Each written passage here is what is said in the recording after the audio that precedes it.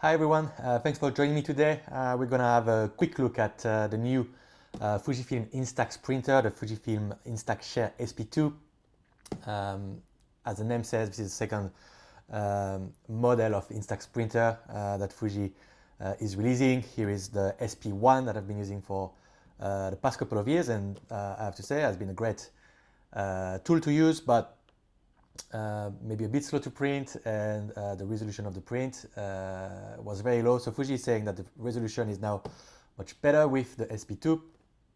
So we're gonna have a look to see if this is actually true. Let's just quickly check what's in the box.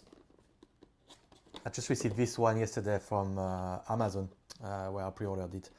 A bunch of papers, obviously, user manual, warranty. And then, okay, when you open it, there is a little battery. That's the first difference between the SP-2 and the SP-1. To use the SP-1, you had to use some sort of weird battery that you almost never have in your bag, basically. So if you run out of juice with this battery, basically, well, you're in trouble, because like you need to look for a second of these little batteries that you don't use in anything else.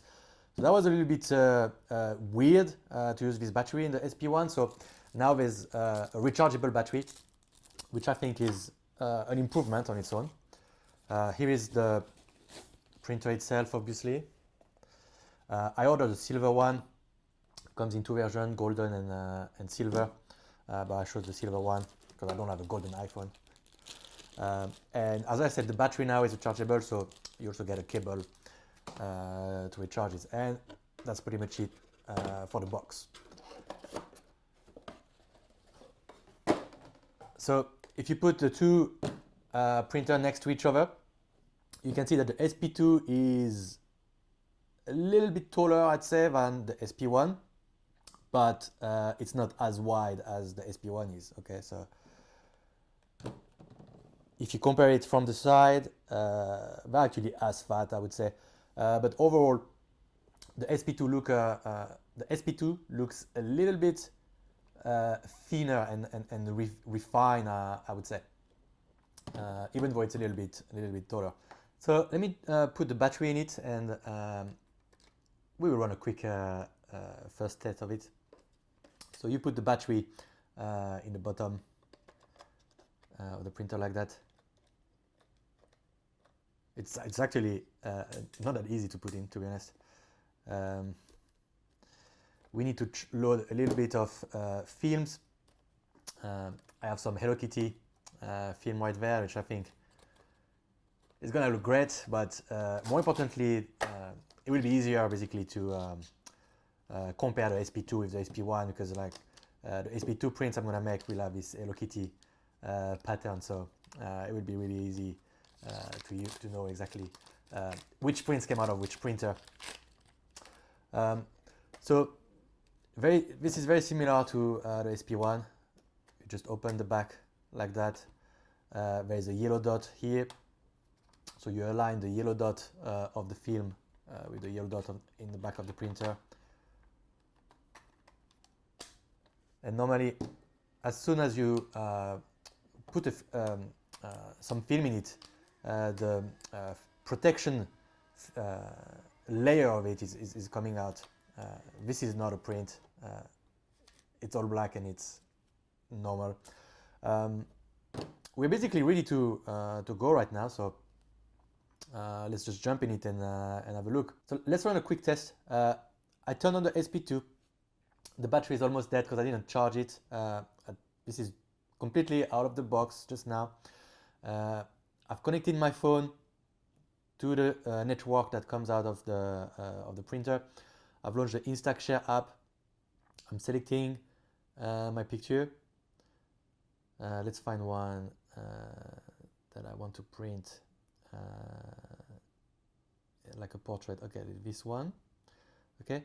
The app in itself has actually changed a little bit ever since they released or announced the SP-2. You have a little bit more options now in terms of how much you can edit your picture in terms of brightness and contrast. But let's just jump and try to print a first picture. So I'm getting an error. The following printer was found. Oh, no, it's not an error. Okay, yeah. I want to connect. Go for it. Okay, it's asking me for the password. Here we go. All right, so I've sent the print.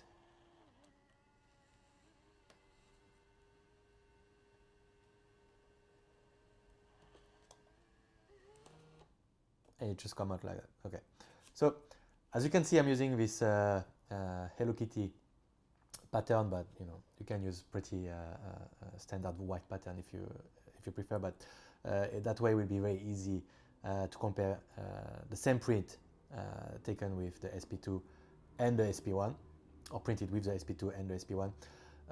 The image is going to slowly appear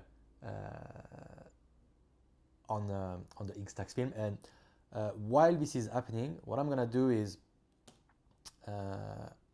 I'm going to connect myself actually to the SP-1, and I'm going to print the exact same print that I just did on the SP-2. So let's do that. Now the app that you use for the SP-2 and the SP-1 is actually the same app, so you don't have to worry about that. But there is a setting in the app where you actually have to select whether or not you are using SP-1 or SP-2, because you have a few more options with the SP-2 compared to the SP-1, and we will get to that a little bit later. But let me just print again the exact same thing that I just printed with the SP-2 so that we can compare the results. Here we go.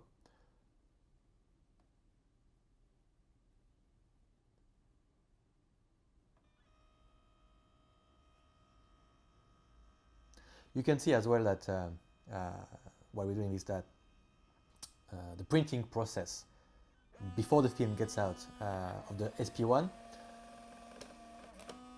is a bit slower than the one of the SP-2. And the SP-1, actually, I just realized is making way more noise than the SP-2, in my opinion. I actually run out of battery on the SP-2, but as you can see, because now you have this rechargeable battery, I've been able to plug the printer to my computer, and hopefully this is going to work. One thing that I just wanted to mention before we wrap up this video is that one of the things that differentiates the SP-2 with the SP-1 is that there are now a few new templates that can only be used on the SP-2. You cannot use them with the SP-1, even though the app is the same. When you launch the app, basically when you set it up, you have to select whether or not you are using an SP-1 model or an SP-2 model, and then there are templates that you only get if you are using the SP-2. Among those templates, you have the Collage, in which you can take several pictures and basically put them on the same print, or you have the split print, which is basically the opposite. You take one picture, but you're gonna split it across two prints. So that's what I'm gonna try to demonstrate right here. I'm in the Instax app. I've selected the SP-2 as my current model of printer, and I've selected a picture I want to print. Now, if you go to the edit menu, it's exactly the same as if you're using the SP-1, but if you select templates and you scroll all the way to the right in your templates category, there's actually these two new categories that you will not see if you're connected to an SP-1 printer. So as I said, the first one is Collage, and the second one is Photo Split, which is the one I want to use right now. You have different ways to split your picture, whether you want to split it vertically or horizontally, for example. In this case, I'm printing a landscape, so I want it to be split with my two vertical prints being both sides of the landscape, basically. So that's fairly easy. Click OK, and print. And we should get now 2 prints coming out. That will be our split print, as it's now called in the SP-2. So here is the first one, and the second one is coming now automatically out as well.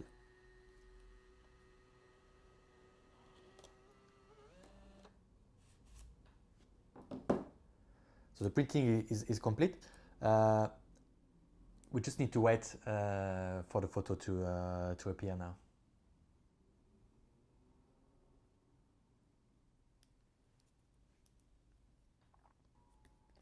And that's it. I think it's actually a pretty cool printing feature. I don't know why you cannot do the same thing with the SP-1. Maybe eventually you will be able to do it, but it doesn't look like it. But I think this is pretty cool. For example, if you are decorating, for example, a room, like by putting some Instax prints on the wall, then you can just split your print like that and you know, create some kind of cool patterns. I think on your wall. So really like it. So thanks for watching. This has been a very quick first look at the Fujifilm SP-2 printer. I think the jump in quality is obvious. It's not a revolution, but you know, even with the naked eye, it's quite clear that you get much more detail, much better color when you print with the SP-2 rather than with the SP-1. The film, you know, just to reiterate about that, the film you put in the SP-2 and in the SP-1 are identical, exactly the same. So it's clearly something inside the printer that is different and leading to this different output. You also have like new templates with the SP-2. This, I don't know why you can only do it with the SP-2 and not with the SP-1.